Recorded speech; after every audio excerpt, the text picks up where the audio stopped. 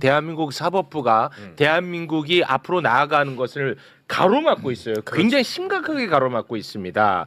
그런 것을 보고 참지 못하고 우인성 판사를 이번에 고발을 합니다. 아이고. 와, 댓글에서 이분 모시라는 글들이 너무 많았어요. 그만큼 지금 국민적 분노가 대단하다는 겁니다. 그럼요. 이병철 변호사 박수로 모시겠습니다. 네. 고맙습니다. 아이고. 대단하십니다. 행동하는 양심입니다. 제가 작년 3월 7일 지기현이 네. 그것도 판사잖아요. 예. 그것도 재판으로 윤석열을 풀어줬잖아. 대탈옥시켰잖아요. 구속 취소. 그렇습니다. 그거를 다들 뭐 석방시켰다 하던데 제가 이거는 대탈옥이라고 탈옥. 개념을 규정을 했는데 그렇습니다. 그러고 그 다음 날 그 검찰총장 심무정이가 적시한 거 포기 석방을 포기. 지휘를 했잖아요. 예. 그래서 제가 심무정이를 고발했어요. 직권남용으로. 지기현 판사는 시민단체에서 또 고발을 이미 그때 했더라고요. 네. 그런데 이제 이번에 우 판사 이분이 저지른 이 사법 불법 행위는 네.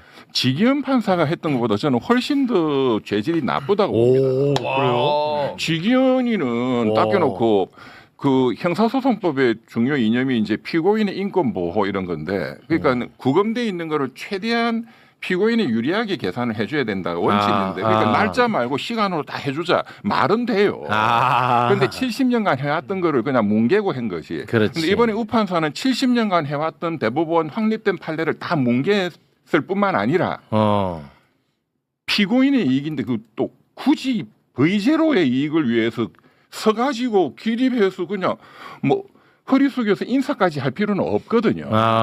지금 국민의힘이 뭐 반공을 새로운 강령으로 또 했다고 말씀하시던데 네. 저는 그 서서 김건희한테 인사하는 걸 보고 그 전두환 군부 독재 시절에 네. 법정이 그때 권력자가 피고인으로 오면 판사가 인사를 했어요. 저는 그걸로 회귀하는 거 아닌가 이런 느낌이 들던데 그래서 네. 이거는 용서하면 안 된다. 용서하면 안 된다고 해서 그리고 민주당이 법왜곡죄를 예. 지금 뭐 한다고 하면서 뭐 네. 법사위까지 갔는지 하고 있잖아요. 이게 전형적인 법왜곡죄에 해당하는 겁니다. 그래서 좋습니다. 그거. 대한민국 국민들이 공청회 뭐 100번 1000번 하는 것보다 이번에 딱 보셔서 법왜곡죄가 필요하구나. 판사를 그거를 조직하고. 오늘 많이 강조해 주시면 예. 좋을 것 같습니다. 인사말이 생각보다 길어서 많이 당황했습니다. 네, 고맙습니다. 개입입니다. 네. 하지만 정말 행동하는 양심으로 저희가 모셨습니다. 네. 이거는 그냥 홧김에 고발한 게 아니라는 걸 이따가 자세하게 설명드리겠습니다. 네. 자, 그리고 박은정 의원님 박수로 모시겠습니다. 안녕하세요. 얼음공주 박은정입니다. 네. 코스피 5000 시대 주가 조작 감싸는 그렇지. 조희대 사법부 그렇지. 분노합니다. 그렇지.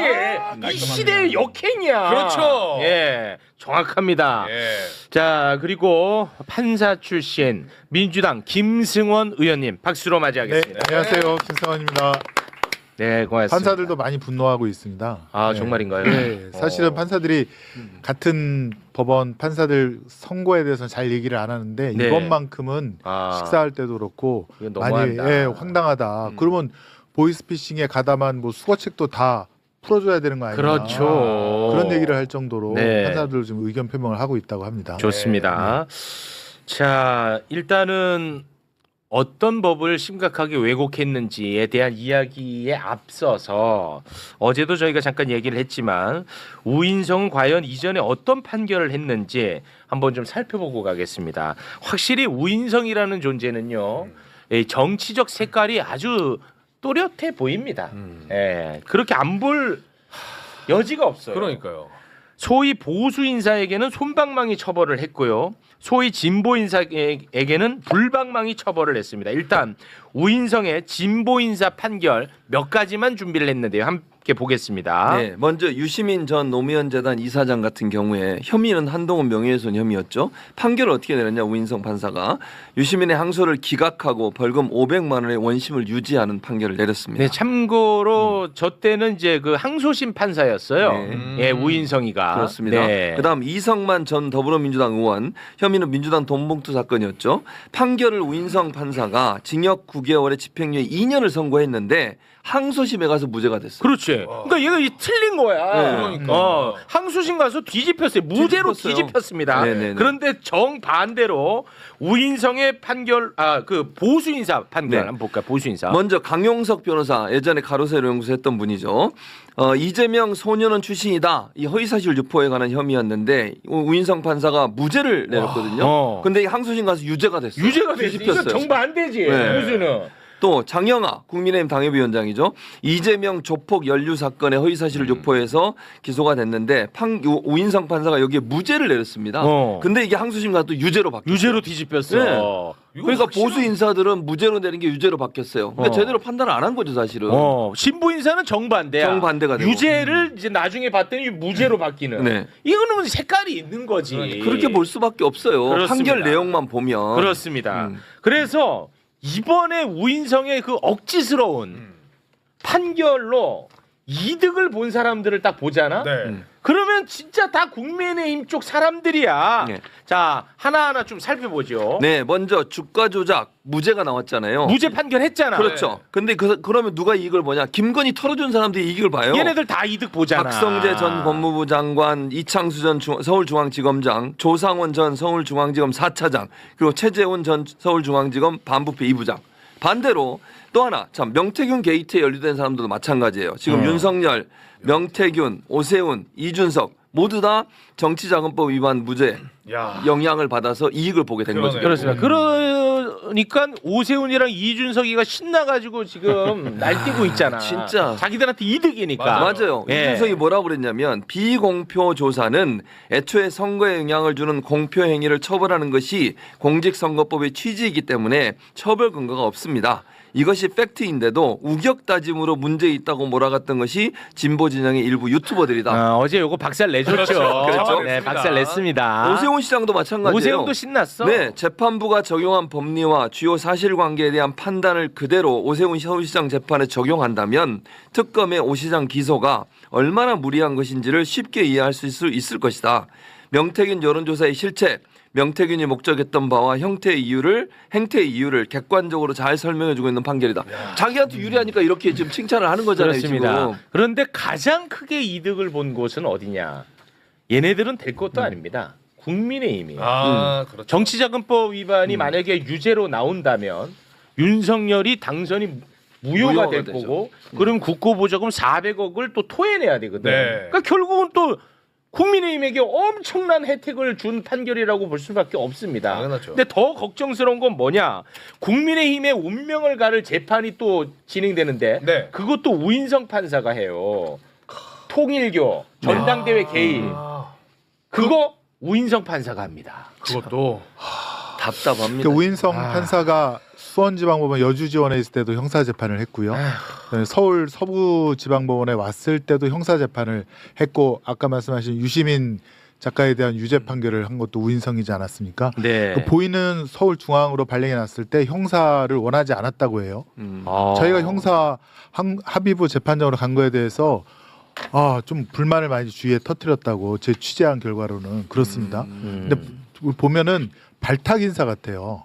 조이대 발탁. 조이대 발탁 인사 그렇게 들고 그래서 더 추적을 해보니까 조이대 대법원장이 대법관으로 있을 때 그때 형사 공동조 재판연구관으로 같이 또 근무 인연도 겹치고 또 거기서 예컨대 이제 우인성이 하는 재판하는 거 보니까 이 친구는 좀 시켜도 되겠구나라는 느낌을 갖고 발탁 인사를 한 것이 아닌가 그런 생각이 들고 저희가 이제 뭐 내란 전담 재판부라든가 이거 만들려고 하는 것도 지금 조이대 사법부가 법원행정처를 통해서 자기 입맛에 맞는 판사들을 거기다가 꽂아놓는 거 아니냐. 네. 영장 전담 3인방부터 해서 그렇습니다. 4인방이죠. 네. 그것 때문에 이제 내란 전담 재판부가 필요하다고 한 건데 우인성 판사도 그런 의혹에서 벗어나지 못하는 그런 지금 객관적인 상황에 있다. 이 점을 말씀드리고 싶고요. 두 번째는 김건희 앞에만 가면 사법부가 쪼그라들어요.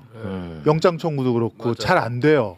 근데 이번에도 김건희 앞에서 굉장히 아주 희한한 판결들이 많이 나왔는데 저희가 또 취재를 해보면 김건희가 예컨대 윤석열 검찰총장 때부터 법조계 인사들을 많이 집으로 초대해서 그래요? 밥을 먹었다는 거예요. 와, 씨. 저희 거기 간 저희 친구도 있고 대학교 친구도 있고 그 친구 연 끊으세요. 그거 어디라고 갑니까? 아이고. 그래서 가보면 제가 늘 말씀드린 윤석열은 요리를 하고 있고 뭐 김치찌개 끓이거나 그래요? 하고 있고 김건희가 김건희가 나와서 계속 다 얘기를 한다는 거예요 판사들이랑. 요즘 법 적용 힘드시죠? 아유. 그러니까 막 이제 그런 것까지 의심이 되는 거죠. 왜냐하면 아까 이병철 변호사님도 말씀하셨지만 이거는 대법원에서 정말 확고하게 굳어진 판례들을 완전히 그냥 다 뒤집는 무시했습니다. 이따가 하나하나 다 그런 살펴볼 거거든요. 겁니다. 이런 게 왜 김건희 관련된 사건에서만 나오는가? 그런 걸 추적하다 보면 이런 의심을 할 수밖에 없다. 네. 사법부 정신 차려야 됩니다. 우인성이 저희 동기인데 저 되게 존재감 없는 동기였어요. 그런데 저렇게 튀어나와가지고 이 판결이 정말 문제가 뭐냐 하면은 이게 김건희만 봐준 게 아니에요. 아까 말씀하셨다시피 이게 윤석열도 같이 정치자금법 맞아요. 위반으로 같이 들어가 있어. 그게 무죄가 또 나는 거예요. 네. 그럼 국민의힘, 윤석열, 검찰, 이준석, 오세훈 그 저 정치 세력, 보수 네. 정치 세력을 전부 다 면죄부를 주는 맞습니다. 다시 이렇게 세우는 네. 굉장히 위험한 잘못된 판결인 거예요. 그렇습니다. 우인성의 지금 이 판결이 네. 왜 저렇게까지 잘못된 판결을 했는지 정말 이해가 되지 않습니다. 예. 그래서 얼마나 문제가 많은 판결이었는지 이게 그냥 우리가 원하지 않는 판결이 나와서 화를 내고 고발을 한 게 아닙니다. 그거를 지금부터 한번 따져보도록 하겠습니다. 네. 일단 도이치모터스 주가 조작 관련해 가지고 공동 정범이 아니다. 그렇게 판단을 해가지고 무죄 판결을 하지 않았습니까? 네. 간단하게 얘기를 하면 은행 집단 강도가 존재한다고 생각을 해봐요. 은행의 그 단체 집단 강도 털러 왔어. 털러 왔어. 근데 망보는 그 중에 망보는 애도 있고 금고를 따는 애도 있고 운반하는 애도 있고 뭐 그렇지 않겠어요? 그런 역할 분담 그럼 돼 있죠. 걔네들은 다 공범이잖아. 그럼요. 이걸 설명하고 있는 것도 한심해. 공범 맞잖아. 하지만 우인성은 김건희가 이 모든 범죄 사실을 다 인지하지 못했기 때문에 공범이 아니라고 판결을 했어요. 자, 그 장면을 영상으로 보고 오겠습니다. 공동정범이 성립하기 위하는 공동가공의 의사, 즉 공범 사이의 의사의 결합이 있어야 합니다. 이는 공동의 의사로 특정한 범죄 행위를 하기 위하여 일체가 되어서 역할 분담을 통해 서로 다른 사람의 행위를 이용하여 자기의 의사를 실행에 옮겨야 함을 말합니다. 즉 공동정범 사이에 서로의 행위에 대한 인식 및 용인이 있어야 합니다. 이러한 관계가 합리적 의심 없이 증명되어야 하고 그와 같은 증명이 없다면 설령 피고인에게 유죄 의심이 간다고 하더라도 피고인의 이익으로 판단할 수밖에 없습니다. 아니 그러니까 망보는 범죄자가 금고 따는 범죄에 대해서 모를 수 있지. 다음에 함께 해주시고요. 네. 왜냐하면 우리 변호사님이 이거에 대해서 맞아, 화가 맞아. 많이 나 있더라고요. 양보할게요. 변호사님이 네네네. 여기에 대해서 완전 빡쳐 있더라고. 네. 예, 이게 그러니까 이제 70년간 확립된 대법원 판례를 우리 의원님 말씀하신 것처럼 저런 식으로 왜곡한 거예요. 이게 법 왜곡죄예요. 이게 법 왜곡죄다. 예, 예, 예. 완전히 하얀 거를 까만 걸로 그냥 해석을 해버린 거지. 그러니까 그 김태훈 그 대전고검장님, 네. 그분이 굉장히 압축적으로 그 검찰의 SNS에 이 문제가 있다는 걸 썼던데 그게 굉장히 어려우니까 제가 좀 풀어서 설명하면은 공동정범에 확립된 대법원 이론은 기능적 행위 지배라는 거예요. 어렵죠. 네. 근데 지금 우리 최욱 대변인 말씀하신 것처럼 하나하나씩 이렇게 나눠서 하잖아요. 임무를 분담하죠. 네, 그게 기능적으로 분업했다 이거예요. 그렇지. 분업하면 전체가 공동 정범이야 정범. 네. 공동으로. 예. 예, 예. 당연하죠. 그거를 기능적 행위지배 이론이라고 해요. 그때 이제 이 사람들의 마음속의 의사는 내가 여기 공동 가공한다는 의사만 있으면 돼.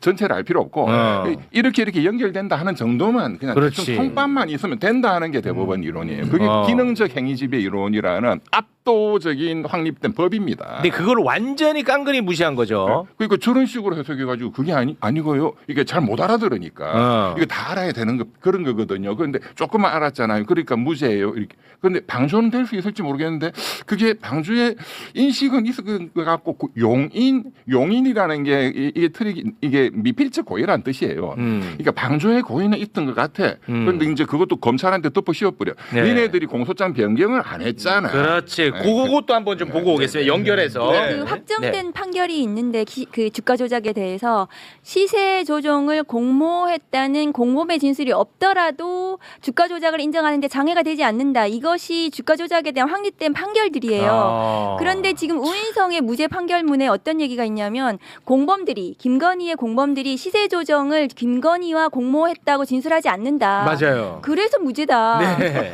정확한 그러니까 판결하고 배치되는 거예요. 그렇습니다. 주가 조작에 관한 판결과. 네.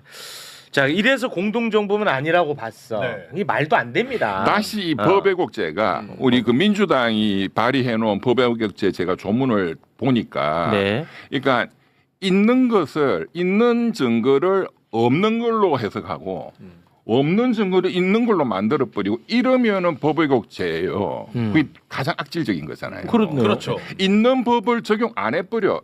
공소장 변경하여야 한다. 형사소송법에 298조 2항이 있어요. 공소장 변경을 법원이 요구하여야 한다. 그 얘기 지금 할 거예요. 안 해버려. 그거 할 거예요. 네. 하세요. 자, 공동정범은 아니다. 무죄. 근데 우인성 내가 봤을 때는 이 방조범은 되는 것 같아. 그런데 이걸로는 기소 안 했잖아. 나한테 묻지 마. 그렇지. 나는 그거 안 따질 거야. 이따위 얘기를 하는데요. 네. 일단 그 장면을 잠깐 보고 오겠습니다. 피고인에게 방조의 성립은 변론으로 하더라도 공동정범이 성립할 수는 없다고 보입니다. 이 사건에서 방조의 성립 여부는 공방의 대상이 아니었기 때문에 방조의 성립 여부에 관하여는 더 나아가 판단하지 아니합니다. 자, 이거는요. 비판의 영역이 아니라 처벌의 영역입니다. 자, 왜냐? 네. 아까 말씀하신 것처럼 형사소송법 298조 2항 소개 부탁드립니다. 네, 법원은 심리의 경과에 비추어 상당하다고 인정할 때는 공소 사실 또는 적용 법조의 추가 또는 변경을 요구하여야 한다. 오, 그래서- 의무상. 그래서 이진관 판사가 어, 그때 그걸 맞습니다. 바꾸라고 얘기한 거예요. 그렇습니다. 요거 할 수 있다가 아니고 네. 요구하여야 한다. 의무상. 의무. 그렇습니다. 요청도 아니고 요구예요. 어. 이분이 그 한덕수 국무총리 재판했으면 무죄지. 그렇지. 그러니까요. 무죄죠. 그렇죠. 맞아요. 본인이 공소장 변경이 어. 말도 안 했을 거고, 어. 내란 방조 그거는 법리적으로 성립이 안 돼 무죄. 그러면 이게 법의 곡제에 딱 걸리는 딱 겁니다. 걸리는 거죠. 딱 걸리는 거예요. 그런데 2월 19일 날 지기현 판사가 윤석열, 김용윤이한테 이런 식으로 해서 무죄 때려버릴 위험성이 너무 있는 거죠.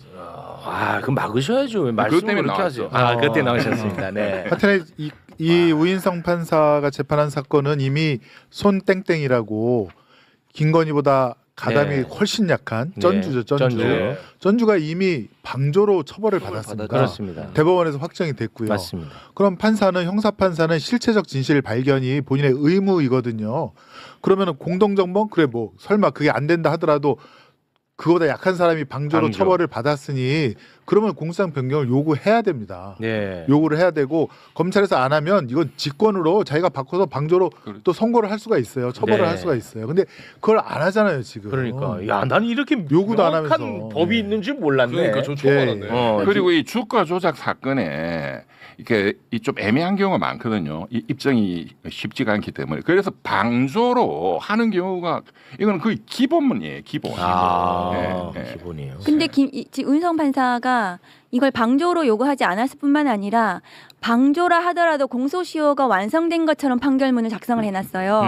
그래서 이게 건호수 등 공범 판결들이 있잖아요. 그게 확정이 됐습니다. 거기서는 포괄일제 그러니까 2009년부터 12년까지 전부 다 하나의 범죄다. 공소시효는 2012년도에 기산해서 공소시효가 그 계산이 된다고 이미 확정 판결이 있는데도 불구하고 김건희만 2011년도 1월 3월 이럴 때 공소시효가 기산이 돼야 된다. 김건희 범죄 사실만 뚝 잘라놨어요. 그러니까 자, 그 얘기를 좀 할게요. 네. 왜냐하면 곽수산지 못 알아듣고 있거든요. 네.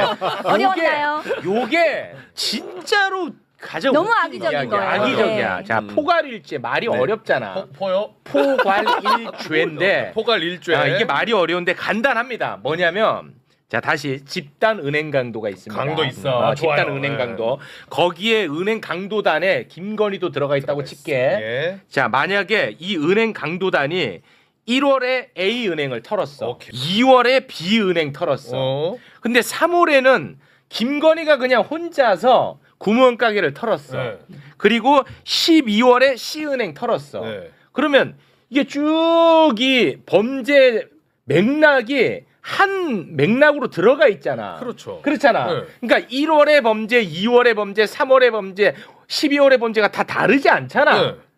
쭉 맥락이 이어져 있잖아. 그렇죠. 그래서 요거는 그냥 포괄로 우리가 판단한다. 포괄일죄. 통으로 이렇게 되는 거야. 오케이. 됐죠. 그게 네. 이제 포괄일죄. 너무 당연하잖아. 그렇죠. 말 자체가 어려워서 그렇지. 네. 그런데 이 판사는 요거를 중간에 김건희가 혼자서 은행 털지 않고 혼자서 구멍가게 뭐 턴 게 있지 않느냐. 그렇죠. 그러니까 요게 각각 다 다른 사건이다. 이거 하나 보고 그러면서 공소시효 문제를 제기한 거야. 어떤 식으로 제기했는지 보여드릴게요. 도이치모터스 주가 조작 시기를 잠깐 올려주시겠습니까? 네, 이게 2010년 10월 22일부터 2011년 1월 13일까지 이루어졌던 주가 조작에 대해서도 그 세 개가 있잖아요. 지금 2011년 3월 30일 이렇게 이제 기간이 있어. 그렇죠. 이게 범죄의 기간들이 있는데 요거를 맨 위에 기간은 공소시효가 이제 넘어가. 이 사건은 다 다른 거라고 판단한 거야. 맞아요. 그리고 두 번째 시기도 예, 2011년 3월 30일 넘어갔다고 이것도 본 거야. 보고. 그리고 근데- 유일하게 좀 가만히 좀 계세요. 나도 말 좀 하자. 말할 기회를 안 주네. 예, 하세요. 2012년 7월 25일부터 2012년 8월 9일 것만 이건 처벌할 수 있다고 보는. 근데 아까 얘기했던 포괄일죄로 보면 세 개의 범죄가 그렇죠, 연관돼 있어서 하나의 범죄로 봐야 된다는 그렇죠. 거예요. 예. 근데 이제 요렇게 본 이유가 또 있어요. 이따가 그건 설명을 해줄 텐데요. 자, 요렇게 어처구니 없이 판결을 한 거를 법적인 용어로 쓰니까 사람들이 분노를 안 하는 거야. 어려우니까. 그러니까 이 판사들도 그걸 알아. 이 바보들은 분노 못 할 거라고. 못 알아듣지. 자, 그거를 영상으로 보고 오겠습니다. 2010년 10월 22일경부터 2011년 1월 13일경까지 이루어진 행위, 2011년 3월 30일경 매수행위, 2012년 7월 25일경부터 2012년 8월 9일경까지 이루어진 행위는 주식거래의 주체 및 운용 형태, 시간적 이격 등에 비추어 그 전체에 대하여 범위의 단일성과 계속성이 인정된다고 보기 어려우므로 각각 별개로 공소시효가 진행한다고 봄이 상당합니다. 2011년 1월 13일경부터 2011년 3월 30일경 매수행위는 2011년 3월 30일경부터 공소시효가 진행되어 각 2021년 1월 13일 및 2021년 3월 30일에 10년의 공소시효가 도과되었다고 보입니다. 2012년 7월 25일경부터 2012년 8월 9일경까지 이루어진 행위는 공범으로 기소된 시세 조종 세력에 대한 선행 확정 판결에 의하여 공소시효가 중단되었으므로 공소시효가 완성되지는 아니하였으나 앞서 살핀 것처럼 범죄 증명이 없습니다. 야, 오케이. 이제 다 잘 들리지. 오케이 들려요. 근데 요것만 그냥 딱 접하면은 이게 법적인 용어가 많이 들어가니까 이 분노가 잘 안 일어나는데 그래서 진짜 이게 약 오르는 거야. 그 다시 한번 그 주가 조작 시기 좀 올려주시겠습니까? 위에 하나 두 개는 공소시효가 이제 지났다고 해갖고 그냥 딱 털어줘. 오케이. 근데 마지막에는 요거는 범죄 증명이 안 되는 기간이야. 그러니까 이건 공소시효는 있는데. 맞아. 공소시효는 있는데 어. 입증이 안 되잖아. 안 되잖아. 무죄야 이거. 무죄야 이거야. 얼마나 나쁜 놈입니까? 와. 완전 일타 강사시네. 그러네. 그래요? 아이고. 정말로 이해하기 쉽게 잘. 아이고, 세불쇼가 인기 있는 이유가 있는 왜냐면 저도 근데 저희가 어려웠거든요. 이거 어렵지. 근데 듣고 영상 보니까 들리지? 바로 적었잖아요. 이게. 그렇지. 오케이. 야, 근데 진짜- 저거는 권오수 등 공범에 관한 판결하고 완전히 배치돼요. 권오수는 전체 그 공범들은 전체가 모두 포괄일죄라고 인정했어요. 그리고 우리나라 대법원 판례에 중간에 공범 가는 게 있는 한 사람이 이탈했더라도 그것이 공범이 안 되는 게 아니라 그 이탈하는 사람이 적극적으로 다른 사람 공범들의 범죄를 말려야 된다. 그 범죄를 막아야 된다. 그렇지 않으면 그 공범들의 범죄에 모두 다 포함이 된다. 그런 판례가 2014도 14843호 판결에 있어요. 김건희는 지 혼자 빠져나오지를 못해요. 그러니까 명확한 대법원 판례가 있는데도 불구하고 김건희 지 혼자서 혼자서 뭘 거래를 했니, 뭐 빠져나왔니 이러면서 김건희만을 위한 봐주기 판결 구성을 한 겁니다. 우인성 판사가. 그러니까 우인성 이 판사가 이걸 조각조각 나눠놨는데 도이치모터 주가 조작은 권오수 회장이 도이치모터 주가를 부양시켜서 그러니까 조작을 해서 예컨대 그걸 담보로 돈을 더 빌리거나 아니면 회사의 시가를 높여서 팔거나 뭐 그런 목적으로 시작이 된 거고 네. 그런 거에 대해서 김건희 씨는 초기부터 권오수랑 밀접하게 만나고 대화하면서 자기는 그 중에서 그 부풀려진 주가로부터 이득을 얻는 걸로 들어간 거죠. 네. 그러니까 권오수의 범위가 단일하고 일정하고 계속되는 한 그렇죠. 이거는 하나의 범죄입니다. 너무 당연하죠. 이걸 어떻게 김건희만 보고 그걸 다 끊어놓습니까? 김건희가 처음부터 그걸 권오수랑 다 그 학동 도이치모터스 매장에서 만나갖고 맞습니다. 딱 계속 한 건데 그렇습니다. 그건 말이 안 되는 거예요. 네. 바보도 제가 아니고. 강조하고 싶은 네. 게 지금 우리 의원님 두 분 말씀하신 내용이 그러니까 이 우판사가 이런 대법원 판례를 몰라서 이랬겠냐? 전혀 그렇지 완벽하게 알아요. 아, 그래요? 좌우배수 판사들도 다 있고 이거는 그냥 저기 뭐 법대 형사소송법 공부를 한번 했으면 다 아는 거거든요. 아. 네, 우리 최욱 선생님 다 아시잖아요. 아. 안 나왔는데도 네, 다 아시잖아요. 쉽게 설명하고. 아. 네, 그런데 알면서도 완전히 거짓말을 사기를 치면서 지금 무죄를 때린 거예요. 그러니까 이건 악질이거든. 아, 요건 악질이네. 구속시켜야 돼. 아니 웃을 게 아니라니까. 아, 웃을 게 아니에요? 웃을 게 아니지. 이거 과정이 아니시군요. 제 혼자가 아니고 제가 제 그 유튜브를 하나 만들었는데 얼마 전에 거기에 댓글에 우리도 참여하겠다 해서 제가 어제 내한테 내 휴대폰 공개돼 있으니까 이름하고 다 개인정보 달라 했더니 그냥 순식간에 제가 1, 2, 3 비상 123명만 공동 고발인 하겠다. 아, 공동 고발인으로 순식간에 123명 찼어요. 지금 1000명이 넘었어. 아, 이제 그러니까 이만큼 지금 분노하고 그렇습니다. 계신 왜냐 국민들이 설명을 들어보니까 이거는 완전 그러니까 사기에 대놓고 가깝잖아요. 사기치거든요. 네. 이거는 지기현이보다 훨씬 나쁜 놈이야. 아, 그렇게 보시는 네. 거. 저는 이게 네. 항소심에서 이게 지금 좀 최은순 부분이 기소가 안 됐거든요. 네. 그러니까 김건희가 요 도이치모터 주가 조작할 때 본인 계좌는 아마 몇 개 안 되고 엄마 계좌를 도마했었어요. 엄마가 한 14만 벌었을 거예요. 그러니까 네. 그 수익도 엄마 쪽이 더 많고 네. 근데 엄마 쪽이 기소가 안 됐더라고요. 그러니까 항소심에서 특검도 정신 바짝 차리고 엄마 쪽의 거래 내역이라든가 그걸 기소해서 엄마도 권오수 회장과 잘 알고 있다고 그 아마 경찰 내사 보고서에 있는 것으로 알고 있는데 네. 그것까지 해서 더 세게 네. 예, 정말 세게 진행을 해야 됩니다. 예. 제 기억이 맞다면 그 최은순 녹취가 있었거든요. 도이치모터스는 내가 다 한 거야 하는 녹취도 있었습니다. 예. 네, 네. 제가 그 기억이 납니다. 갑자기. 그렇습니다. 네. 그래서 엄마 거를 기소 안 하고 이렇게 하니까 우인성 판사가 어쨌건 뭐 이거 법을 왜곡한 건데 빠져나갈 구멍이 그래서 생긴 게 아닌가 걱정이 되기 때문에 특검이 네. 엄마 쪽도 네. 같이 기소를 해야 된다. 네. 그렇게 한번 얘기를 하겠습니다.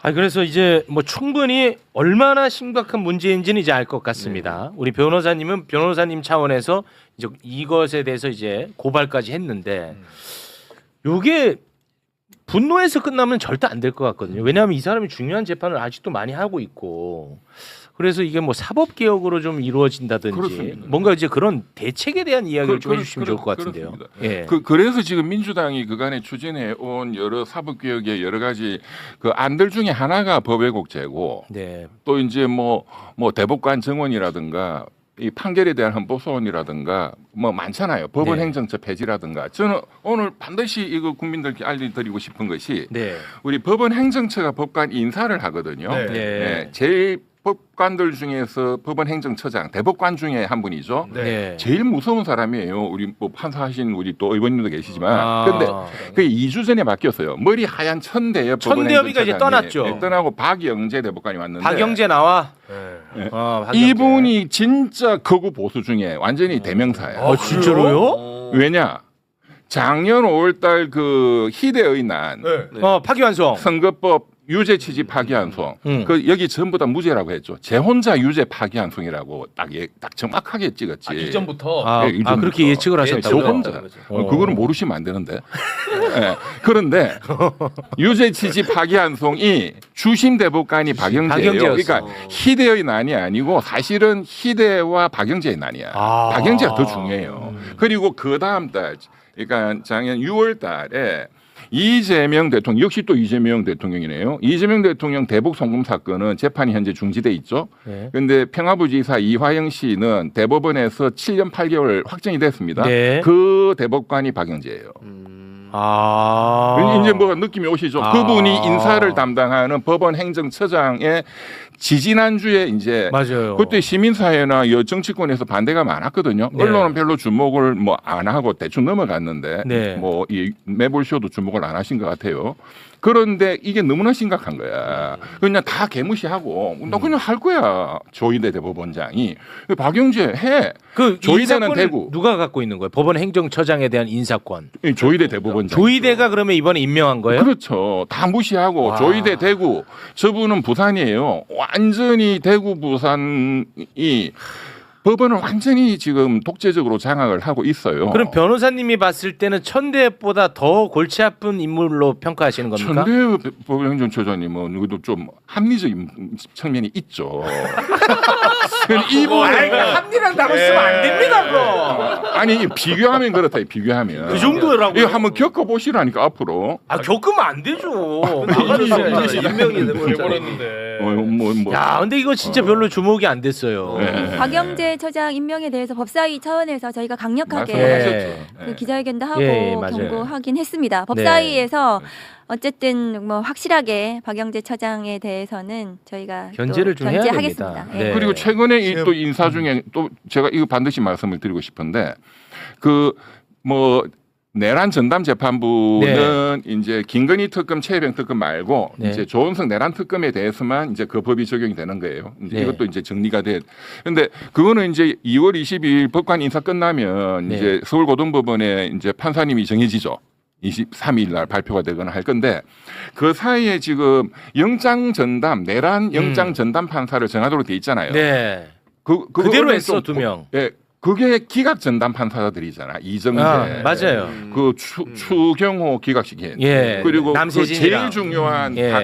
박성재 법무부 장관을 네. 또 위법성 인식 없다고 기각시킨. 음. 그 사람들을 똑같이 그냥 대놓고 임명을 해버렸어요. 네, 맞아요. 그러니까 이 인사를 보면 법원 행정처장 박영재 이 인사를 보면 지금 조희대가 지휘하는 이 법원이 지금 이 어떻게 이 사태를 보고 있느냐를 정확히 알 수 있습니다. 그래서 엊그저께 우 판사의 이 충격적인 이 범죄적 판결은 네. 예고가 된 거예요. 그러니까 알겠습니다. 우연적인 지금 게 아니다 이거지. 네. 1월 26일이 원래 그 노태학 후임 대법관 제청 일이었고요.